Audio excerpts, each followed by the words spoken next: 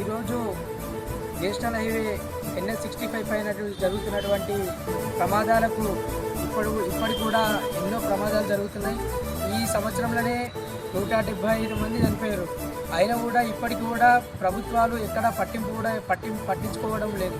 కాబట్టి దీనికి సంబంధించిన చర్యలు తీసుకొని మరి ఇప్పుడు కంది దగ్గర ఒక యూటర్న్ ఉన్నది. అక్కడ యూటర్న్ నుంచి తీసి కొంచెం ముందుకు పెట్టారు. అక్కడ కూడా ఎటువంటి సిగ్నల్ అనేది ఏర్పాటు చేయకుండా, బోర్డు ఏర్పాటు చేయకుండా ఎట్టికి ఎవరికి వారిగా వ్యవహరించుకుంటూ ప్రమాదాలకు గురవుతున్నారు.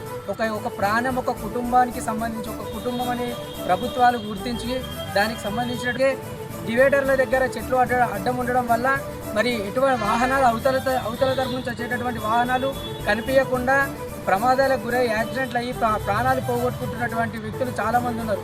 కాబట్టి దానికి సంబంధించి సూచిక బోర్డులు ఏర్పాటు చేసి దానికి సంబంధించిన చర్యలు తీసుకోవాలని చెప్పేసి ప్రభుత్వాన్ని ఒకసారి కోరుకుంటున్నారు. చౌరస్తాకు సంబంధించినటువంటి ఇప్పుడు చౌరస్తా నుంచి వస్తుంటే కేఎస్ దగ్గర వర్షాకాలం, ఇప్పుడు వచ్చేది వర్షాకాలం కాబట్టి నీటి పారుదల మొత్తం రోడ్డు పైనే వస్తుంది. కాబట్టి దానికి సంబంధించి కొంచెం ప్రభుత్వం చర్యలు తీసుకొని, మున్సిపల్ కమిషనర్ గారు చర్యలు తీసుకొని దాని గురించి పట్టించుకుంటే బాగుంటుంది. ఇప్పుడు మరి అలానే యాక్సిడెంట్ల కోసం ఈరోజు విద్యార్థులకు స్కూళ్ళు స్టార్ట్ అయినాయి, కాలేజీలు స్టార్ట్ అయినాయి. కాబట్టి కాలేజీల దగ్గర, స్కూళ్ళ దగ్గర స్పీడ్ బ్రేకర్లు ఏర్పాటు చేసి వాళ్ళకు సరైన సౌకర్యాలు కలిగించి వాళ్ళకు జాగ్రత్తలు తీసుకోవాలని చెప్పేసి ఈ సందర్భంగా తెలియజేస్తుంది.